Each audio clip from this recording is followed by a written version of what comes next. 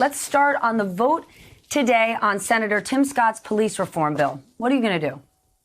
Stephanie, over the last 2 days, we've heard from more than 130 civil rights organizations, the family of George Floyd, long-standing nationwide advocacy groups like the NAACP, the NAACP Legal Defense Fund, the ACLU, Leadership Conference on Civil Rights, all urging Democrats not to vote to proceed to this bill. And as a result, Senators Booker and Schumer have reached out to their counterparts, Senator McConnell and Scott, and urged them to put off this vote this morning and instead negotiate towards a bipartisan base bill.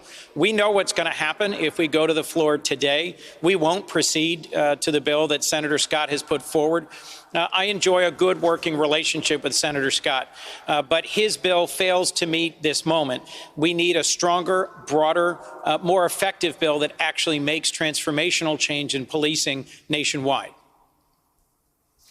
But let's be honest, sir. This bill might not meet the moment, but if you block it, do you actually think that Tim Scott and Mitch McConnell are going to go back to the drawing board and present something better? Let's be honest.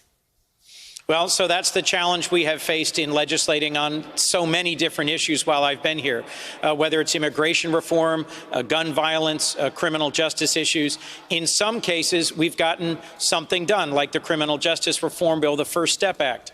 In that case, you had a genuinely bipartisan effort in the House and Senate and an expressed willingness by the White House to sign the bill that came out of the process. In this moment, as it was with gun violence and immigration reform, we don't know where the president really is, and there isn't a bipartisan base bill for us to work from. So are you optimistic that if you don't sign it, you don't believe that the immediate headline coming from the Trump campaign today at 4 o'clock will be Democrats block moving forward on police reform? They're just obstructionists. You don't think that's going to happen? Of course, that's what the Trump campaign will say. Here's the question I'll put to you and that I've put to people in Delaware with whom I've met and with whom I've spoken. Who do you believe more effectively and accurately reflects this moment and what we need to take on in order to achieve reform that speaks to centuries of racial inequality and our challenges in policing? The NAACP and the family of George Floyd or President Trump and the Trump campaign? I don't think there is a lot of credibility when President Trump at his Tulsa rally was speaking about our monuments and not speaking to bringing together our country in this difficult moment. I do think, let me give you one optimistic example, Stephanie. Just 2 months ago, when we were facing the pandemic and the recession, the initial bill that was put on the floor by Majority Leader McConnell, every single Democrat went to the floor and voted against proceeding to it. Then we got aid for the states. That bill, every Democrat voted against proceeding to it. Then we got aid for hospitals and healthcare systems. Then the bill passed unanimously. So we have had standoff moments like this recently. Majority Leader McConnell knows how to legislate in a bipartisan way.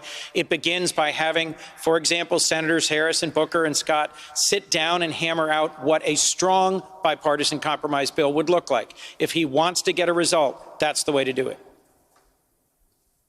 Okay, let's talk about Aaron Zelinsky testifying today. This is the whistleblower. We already know that the Department of Justice has been politicized. Bill Barr is A-OK with accepting reputational harm. He doesn't mind because at the end of the day, he achieves what his goals are, right? Jeffrey Epstein, we don't really know what happened. We know that Bill Barr wrote a 4-page summary that misrepresented Robert Mueller's report. We know that IGs have been bounced and the Attorney General of the state of New York got fired on Friday night. Lots of bad headlines, but Bill Barr still keeps his job and he keeps on trucking. Anything you can do about that? Well, as you know, Stephanie, when the U.S. attorney was fired from the Southern District of New York, when those other actions regarding the IGs happened, this testimony today, it simply adds to the clarity, to the sharpness with which senators like myself and many others, mostly Democrats in the House and Senate, are speaking up about the inappropriate way in which Attorney General Barr is politicizing decisions at the Department of Justice. You've seen career prosecutors step off of cases, resign in protest. over 1,000 former career DOJ officials speak out against politicized sentencing decisions, changes in the pursuit of case law. This is a very concerning moment. I don't think we've seen a moment where the Department of Justice and the rule of law were as seriously at risk as this since I was very young during the Watergate era. And frankly, the only thing that's going to change Attorney General Barr's behavior at this point is a different outcome in the election and a different president. Hey there, I'm Chris Hayes from MSNBC. Thanks for watching MSNBC on YouTube. If you want to keep up to date with the videos we're putting out, you can click subscribe just below me or click over on this list to see lots of other great videos.